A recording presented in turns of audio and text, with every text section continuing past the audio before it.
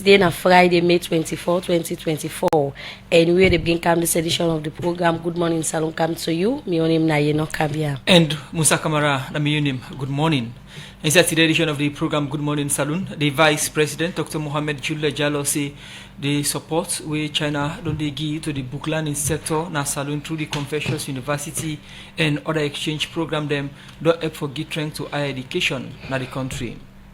The Assistant Commissioner of Police, Brahma Kamara, say, you know, go take again ECOWAS Commission, go come Salon for help give strength to democracy, improve political stability, national peace and development. And today inside the program, Radio Democracy, go talk to the Executive Director, now the National Sport Authority, NSA, Emmanuel Safa Abdullahi. We go talk about the plan of the National Sport Authority for improved sports na Salon. Well, this is another story then inside the program for you. Members say the listen way on www.radiodemocracy.sl and a Leo Rock Metal Group, they sponsor Radio Democracy for bring come the program Good Morning Salon come to you and powered by AfriCell. And say the listen way live from Radio Shalom 89.5 na Koinadugu and Falabadi State. Same way so on Radio Malen 88.5 and Radio 1J 101.3 na Pujerundi State, Radio Colenten 90.0 na Cambia. Radio Moa 105.5 na Kailaun, Vopad Radio na Watalo, Voice of Sando on 95.7 na Kono District, and Voice of Karine na Kamakwe on 98.0. The program na Good Morning Salon. You self get the opportunity for be part of the program by way how you can send a text message to the number 077 981 981, or you go on Already Democracy Facebook page and drop your comments there. Earlier on, as we don't read one power headline story and say today inside the program, we go talk to the Executive Director, National Sports Authority, Dr. Emmanuel Safa Abdullahi. We go talk about the plan of the National Sports Authority for improved sports na Salon. Well, for sake of that, I want to welcome Dr. Emmanuel Safa Abdullahi in the studio. Good morning and welcome to the program Good Morning Salon. Thank you. Good morning, everyone. Thank you for hosting me. Okay, continue for the with me. We will come back to you. Inside the program, we start for look at issues. We go na the labor sector, outside the permanent secretary, na the Ministry of Employment, Labor and Social Security, Fatmata Mustafa, don't call on member them, na the Parliamentary Committee on Employment, Labor and Social Security for help give strength to labor issues them na the country. They make this call in our engagement. We now sit all with member them na the Parliamentary Committee on Employment, Labor and Security, with the team understanding social security, employment and labor issues, the role of stakeholders. We reporter Adeyemi Jackson get more Iguna reports.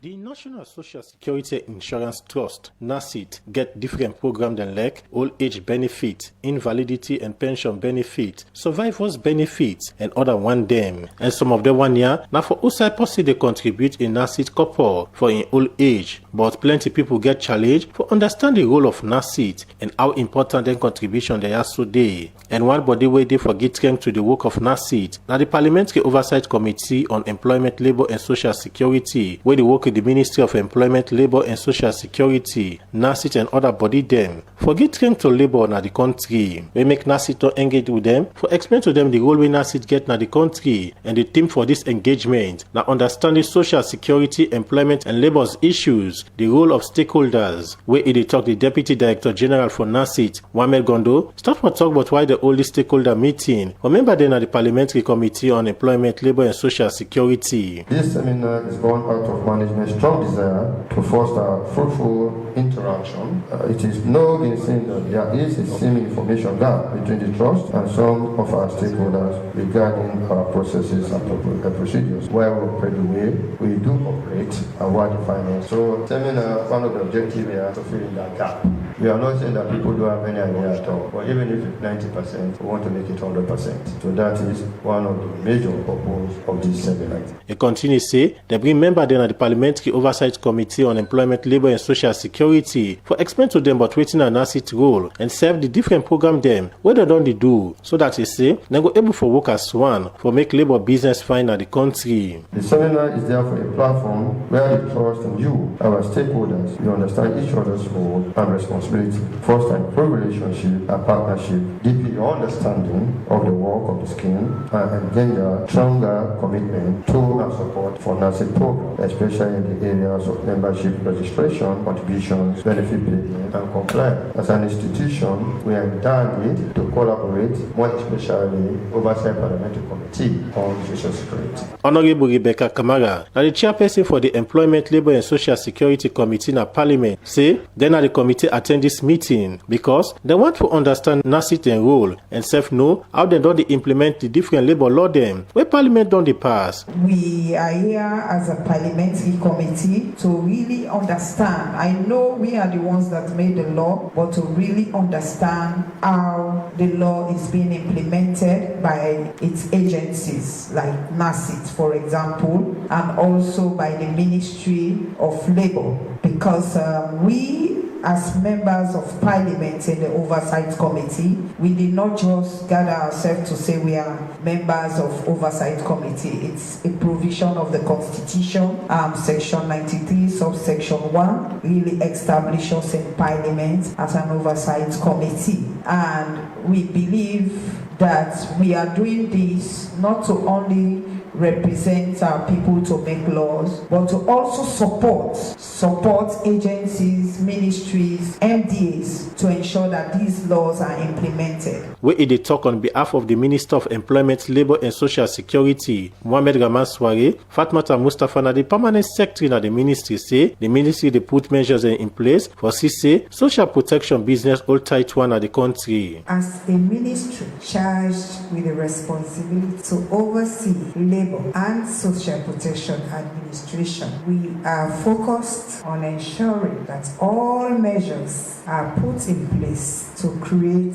a conducive environment for social protection. NASIT is organizing this seminar for the Parliamentary Committee on Employment, Labour and Social Security so that we can discuss issues relating to the Social Security Administration, especially on legislation and compliance. They continue say, as parliamentarians, they get big role for play. For say, people understand waiting a social protection and self how important it be to them. As public officials, we have a moral obligation to our people. Our gathering here today, therefore, signifies a collective commitment to strengthening the labor and social protection systems that are essential for the well-being of our citizens. Fatmata Mustafa end up say the Ministry of Employment, Labour and Social Security will continue for work with NASIT and the Oversight Committee on Employment, Labour and Social Security in our Parliament for create the enabling environment where go make people get trust per NASIT and work and self-pay them contribution for the Society for Radio Democracy. Adeyemi Jackson, the report. The program is still listening to the Good Morning Salon where they come to you from the Society for Radio Democracy 98.1 FM. As we mentioned earlier, inside One Power Headline Story them, we talk to Dr. Emmanuel Safa Abdullahi, Executive Director, National Sport Authority, where we can talk about the plans where the authority gets for improved sports in the country. As this agency established through an act of parliament in 2017, the National Sport Authority, now government agency, will get responsibility for provide strategic guidance, supervision and support for effective management of sports in the country. Well, April 15 this year, President Bill being appointed Emmanuel Safa Abdullahi for be the Executive Director, National Sport Authority. We may come for be the second Executive Director. Now, this agency is the establisher as he replaced Dr. Kenneth Brimer. Emmanuel Safa Abdullahi, now being one-time player for Uledorians Football Club and inside sport administration, he don't there for about 20 years now. He don't be secretary for the Uledorians Football Club and also be chairman for the same club later. And in been the chairman for the 2019 Salon Premier League Board And 11 years ago, he formed Luawa FC. We now one of the Premier League teams there now. We play inside the Saloon Premier League. We guest Emmanuel Safa Abdullahi. Doctor, good morning and welcome to the program Good Morning Saloon. Good morning. Thank you, Musa. Thank you for getting me here today. Okay, from that background, we are Dongi, April 15 this year, he received, or the public received the appointment as the new executive director for the National Sport Authority. What have been the feeling from Emmanuel Safa Abdullahi? Now, appointment will be the expect or come to as a surprise? Nothing that come to me as a surprise these days, particularly when you get to do with sport. I don't run sports, like you say, for a very long time. I think I've been to travel, actually. I've been there out of the country where the arrangement came through. And I remember when I did Brussels, I talked to Mohamed Kalon. I said, well, this is not a thing on the table. And we discussed it, and I talked to my wife, and we discussed, and we all think say this is not the right path for take. Now, from April 15 to now, are we done Talik? Well, I mean, just a very new assignment, even though I understand the sporting sector, but so the last 1 month, and I'm just about discussing, understanding the landscape more. Sometimes then you outside, you think, so you know a lot of things, and when you come in, say there are deeper things that you need to know. So firstly, we don't begin for reorganize the office, puts together the framework for let the office operate on its own, whether they did or not, or whether the deputy director, executive director did it or not. We also been on get a conversation with the board. The former board chairman introduced me to the board, and I present to them a 7-point plan about how I want for see sports develop in Sierra Leone, and the board approved, and if I make a move with them, they go forward. I also don't meet with all of this, most of the sporting disciplines, them, the major ones and the smaller ones, and because in this era we no one for consider any sporting discipline or any sport of inside Sierra Leone, whether it big or small. So really, that kind of familiarization, learning process, listening to the challenges, and try to find a way around them. You say you don't meet with the different sporting discipline. They're meeting them. Waiting at some of the thing the way you learn, and waiting it's challenge you and say, now this and this we didn't get. So most of the things that when I talk about fall within the 7-point plan, where I talk about. Firstly, the funding towards sports is very small. A lot of the organizations and the sporting disciplines complain about war. But one of the things we learned that, and where I bring it, that we need for devolved sports. The way means not a free tongue, no more sports they play. And amongst the sporting disciplines, you get 3 or 4 really they're nationwide. Cricket, basketball, karate now, football, of course. Then sporting disciplines, and then nationwide. The rest of the other one then are just smaller major towns, and then Freetown. So we try for cease and then for devolve. And the other thing is, most of the times when you hear about any sporting discipline, now they want for travel, they get international competitions. When one of the things that way part of me 7-point plan, 7 pillars. One is that we get for do sports na Sierra Leone first. The sport now for Sierra Leoneans, then for enjoy. If you do sports in Sierra Leone across the country, you go able for identify talent where you're not go able for see no more Freetown. So we don't get a conversation with them. Say, look, we're not just there at the NSA for support international travels. We're there for support local travels. Local competitions. We can look at more of that 7-point plan where you mentioned say you don't get. But in the opening you say where you come in and say you try to understand the framework, you try to reorganize and put framework together. But as I mentioned, say this agency, the second NSA boss, we don't come to this place. Talking about reorganizing and putting framework together, is it that then Tia been lacking before this time? No, it's not for me to say, Musa. It's not. My predecessor don't do it bit. My predecessor, Dr. Kenneth Bryman, now he set up the NSA when they passed the act, even just setting it up. anybody who don't do startup, it's a very difficult thing.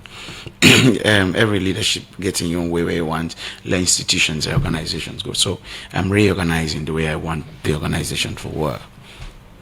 So when you take up this office, what's the status of the office? The office is there. You get staff, you get skeleton staff actually, and I understand say this is not because the government of Sierra Leone been put a moratorium on recruitment, but you get 3 directorates and 1 coordinator's office. All of them, not only the directors, then they do not get no support staff. Also, NSA only present, I think, in Port Loko and Falaba and Kenema. And we were talking about National Sport Authority and the potential where sport get with young people you get for the first lane at all the regional headquarter towns. Then you can now devolve that to the district headquarter towns. So the office is there, and we need to look at bringing more staff in so that we're able to carry out this massive work we need to do. You talk say one pipeline them now for make sports in discipline and be known all over the country. So we talk now. What the NSA don't put in place for say on a presence being there and then the states where they talk about. So NSA they recruit in the coming weeks or month where they recruit regional coordinators. We mean say all the regions get 1 coordinator. The next fiscal year we will start in January where they recruit district officers. Means every district will get an NSA present. So that's the drive. But really, while we're doing that, we also say to the sporting disciplines and say, when I need to go to the schools, devolve sport. When I need to go to the schools, and I need to go to the districts and the regions, which means we need to work with the local councils, because one of the things we come out clearly in some of the budget document they will look at that government they also allocate resources for sports to the councils, and then resources then they get to be expended on sport. So part of our role really now to ensure say the sporting resources go to the sport. Now, you're talking about hiring for the next fiscal year for hire more staff for the NSA, especially for the regional directors. Then, before the National Sport Authority, we get the National Sport Council. And the concern we done over the years now that when the National Sport Authority NSA come, most of the people who be working at National Sport Council, they not transfer them to the National Sport Authority, rather hire new people. This has been the concern we done there around the NSA for a very long time. Talking about hiring staff for the NSA, what's going to be the status of the one them we been doing at the National Sports Council? So the issue of the National Sports Council staff now like a scar on the conscience of the NSA, because I think during the transition they been mistake. When I say mistake, them I not been always not been the decision behind that. But the first thing we them probably don't do not been for lay off the staff from the National Sports Council, and then re-recruit the one them we them think say necessary. Where I think say then either because of the burden of the work with them they do or whatever it was, they not do them. So now you get a lot of staff them way and call them aligned staff. We come out now this National Sports Council. Now the problem with public service, the NSA is an agency, so in salary level they up. The one that we come out, not government, National Sports Council we come, not being public servant them, not being civil servant them. In salary they don't. Now you're not able within the civil service code, you're not able to raise them up to the NSA. So you see, say some man get paid 800,000, 800 leones. Some man get paid 1,000 leones per month. The NSA not able to raise them up automatically. So when I took over, I get a conversation with them and explain to them the dynamics and say, look, we get for recruit a lot of staff. For able to do waiting now mandate to get for recruit a lot of staff. When we advertise, the first priority will be to recruit internally. We mean say the people with the internal we qualify for them position then they again let I repeat what I say. The people with the inside the NSA we qualify for positions that will advertise and the first to go recruit. But we also don't tell them, say, the best possible thing for them for come up in the in terms of the salary scale. Now, for get the openings, lay them off, and re-recruit them. That's the only way we can do it. Otherwise, we will not be able to absorb them properly. When you talk about the NSA now, what about the National Sports Council that would be the then can tell you say they don't get experience in sports before this time. Then if you hire new people, when you they give them that knowledge and skills, they where them be don't get where they be the National Sports Council. People and way in that category, the youth who don't know that. Technical people, not to administrators. So most of them are technical people. So you have coaches, you have handball, volleyball people. They're not. So if we are recruiting deputy directors, we say because somebody been done there as a coach, you will recruit them as technical director. The job recruitment has to be done properly and based on qualification and experience for able to carry the job. The NSA will not be a dumping ground for anybody. It's not going to be a dumping ground once immediately for all staff or for anybody. We therefore make sure, say, if we want to save the face of sport, the face of young people, that we recruit the people that we qualify, we're going to be able to deliver on the job. The issue of staff capacity, I mean, in terms of the number of people who work for NSA for ensure say they effectively manage sports na salon, as you self mentioned earlier, one part of the major challenge them, and you say when I get plan for recruits, what are the mechanism where Emmanuel Safabde leadership they use for recruits at the National Sport Authority? So basically, the National Sport Authority now, they govern by law. The National Sport Authority Act 2007. It creates 3 directorates. It creates a directorate of participation in sustainable sport, directorate of corporate affairs, and directorate of Sports Institute. These directors, we don't ask them for put together the needs of the various directorates and what they need in terms of short-term and long-term. Then they work on Dandy. Dandy and they determine the next terms of references that we will draw. And once we get clearance from central government, where HRMO and finance, we will do the initial recruitment where I don't talk about. We will be 6 regional officers. We will represent the NSA and the regions. So what the NSA don't put in place under your leadership for make the other sporting discipline and be known? Because Salon we talk about sports play, which they can have plenty people know na football. Yes. So it's a conversation we need to forget, and we're going to forget and very straight. Every time people then say, and mostly sometimes it comes from journalists, that na football no more government they support na football. So let's divide the conversation into 2. 1, football is the most popular sport. People like them, they love them. You put football in the street, people now they watch the ball and they play. This weekend, you see them and they play this comic match.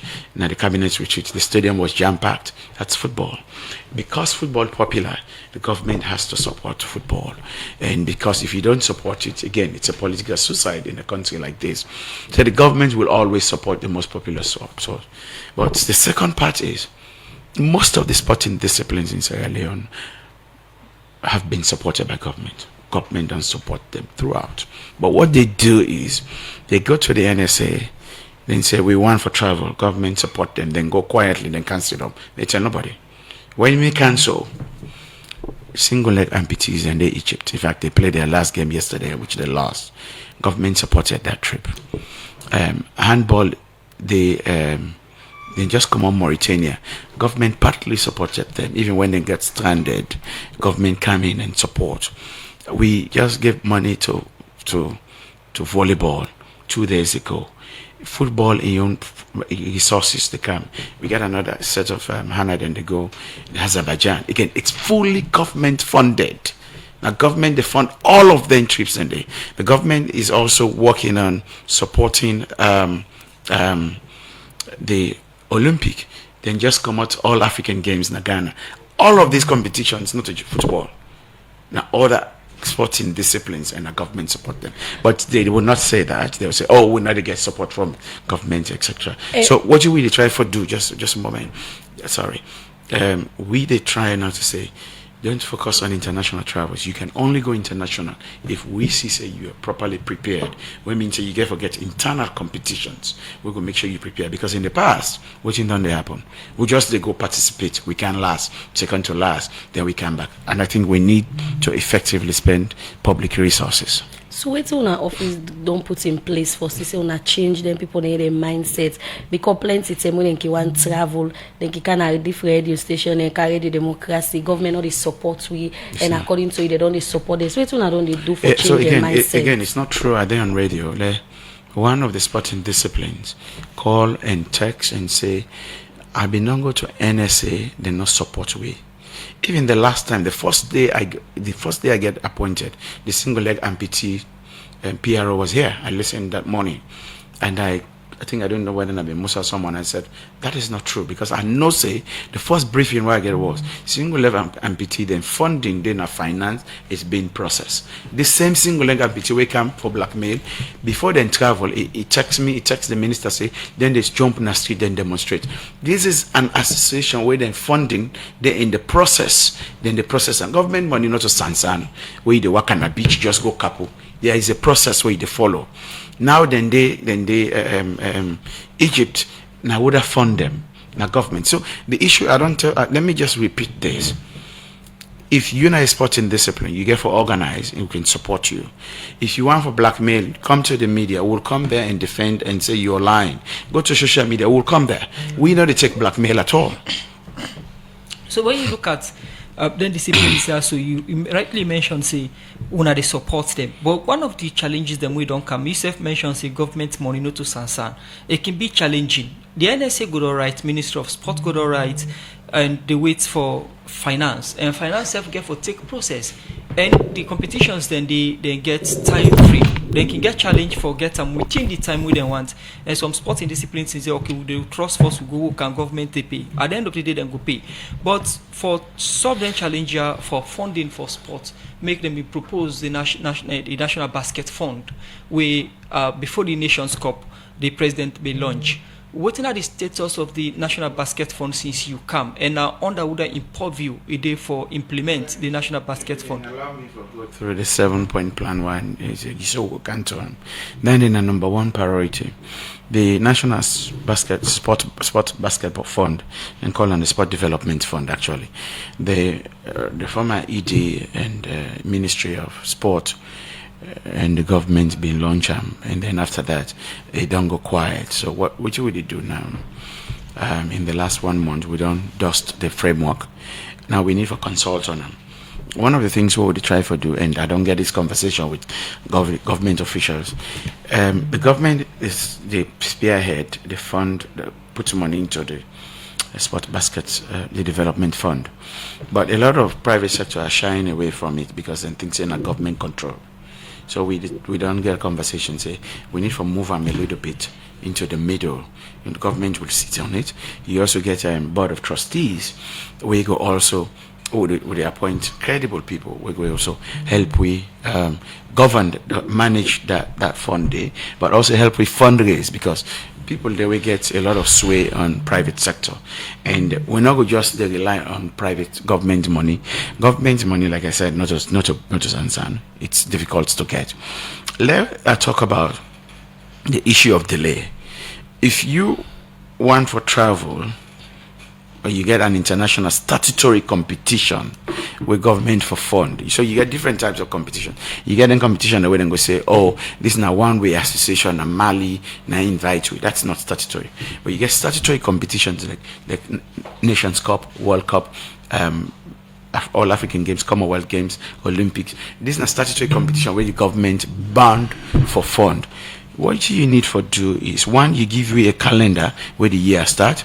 And then two, you give it sufficient time for prepare, because the process long and very tedious. For go back and forth with finance, for go Bank of Sierra Leone, for go to the accountant general, it takes time. So you when at the sporting discipline, now you need for give it sufficient time when you competition they come around, so that you will prepare for raise the funds. How much sporting disciplines the NSA they deal with as it starts? 54. 54 right sporting. There is a 55th one don't apply when at the canoe race competition, you know. And and all these agency or then disciplines are depend on the NSA for support. All of them depends on NSA for travel. For travel, what are the alternative with the NSA they prefer than instead of them sporting disciplines that depend on national budgets, where Yusuf mentioned say it's very difficult for scoop money from? So a couple of things we would try for do. One, for excite the private sector into sport. How do you excite the private sector into sport? You get for do sports in the country where you pull population and crowd being people in. You realize that the private sector go on for advertised on that. So that's one of the things that we try for to go to institutions like bank, mining companies and say, part of your corporate social responsibility in this. But the most important thing we would try for do, we wouldn't mention, we just discussed now, the Sports Development Fund. If you get the Sports Development Fund, private sector will invest in it. We depend high level negotiations that from government, we don't want the government wake up in the morning and say, when I look 10 billion. We want that small one. Where you go take license, then give you 1% on that money there. This is how they are doing it in Ghana, in South Africa, in Kenya. Where you pay GST and NRA give you 0.1%, 5% or 1% of that. So we say government they raise money, government plug in the sports development fund, because the amount of money where government they spend on sport is huge. And sometimes it's backbreaking for an economy, struggling economy like we own. So then are one of the major things and why we the major priority now not forget the sport development fund up and running. Okay, continuing for the return of the program, in name now Dr. Emmanuel Safa Abdullahi, in the Executive Director of National Sports Authority, as in there they talk about the different plan them where the National Sports Authority gets for improve sports na salon. The program Good Morning Salon they continue inside the program now they continue for look at issue. The mayor of the Freetown City Council, our worship Yvonne Akisoya say human rights education very important, as he say if human rights not been there, young people not go able for empower themselves, as that in say go make them able for do plenty thing them. In talk this way in the Punado, the Youth for Human Rights International Freetown Chapter Organization. We reporter Sonia Bell gets more and go now report. The Youth for Human Rights International Freetown Chapter for long term now don't they give sabi to people them like young and old, but then different human rights them and self-advocate to government, but they right here as way for let government implement for make this organization begin do their work proper one, make them be pull this organization na do to the public. As it be the pull na do the Youth for Human Rights International Freetown Chapter, the mayor for Freetown Municipality, Yvonne Akisoya, be talk about how human rights education important in society. When you talk about human rights, you talk about freedom. Freedom of expression, freedom to live, freedom to make your own choices, freedom to have the best life you possibly can. In the absence of human rights, you are bound. In the absence of human rights, your goals won't be achieved because you don't have the safety. When you think about a lack of human rights, you picture yourself in a dark box or in a cave and you're held tight, you can't move. The lack of human rights differs in degree, and we're fortunate that we live in a country that today is not at war. The infringement of human rights can go on almost unseen. We don't have war, but there are many people who on a daily basis are deprived of their human rights. Inside Ion talk, as one and the guest speaker them, the Secretary General for the Salon Association of Journalists, Manika Kamara, ensure the Youth for Human Rights International Freetown Chapter Organization say they go support them as way for do them work. Through investigative journalism, the media uncover human rights abuses or violation, push for perpetrators to be accounted. This happens mostly in rural areas where people are not so aware of their human rights. They instead rely on their customs and tradition to settle most cases of violation and abuses against women and girls. The media protects the human rights of people online through defending victims of online bullying and attack, and also conduct training on how to respond to short-threat violation. Let me end by encouraging the youth through this organization to actively make use of the media towards promoting work and also embark on advocacy campaign on human rights violation across the country. SLAG is always willing to support good causes. We are always open to partner with any organization in promoting human rights in the country. Ambassador Mohamed Musa Bari, now the founder and chief executive officer for the Youth for Human Rights International Freetown Chapter organization, talk about how they know they work for advocates and give support to people about human rights over the year. Youth for Human Rights Freetown Chapter was founded in February 2020, registered with the National Youth Commission of Sierra Leone. Youth for Human Rights Chapter has been teaching the Universal Declaration of Human Rights to people in schools, and youth seminars has been hosted in order to make positive dialogue with youth on the fight against human rights education. This make Ambassador Mohamed Musa Bari and for call on encompassing young people them for ensure say them stand up for the human rights, as now they make up the highest percentage of the country population. And self assure people say they will continue for advocates for human rights as way for maintain the country peace and stability. For the Society for Radio Democracy, Mina Sonia Bell, they report.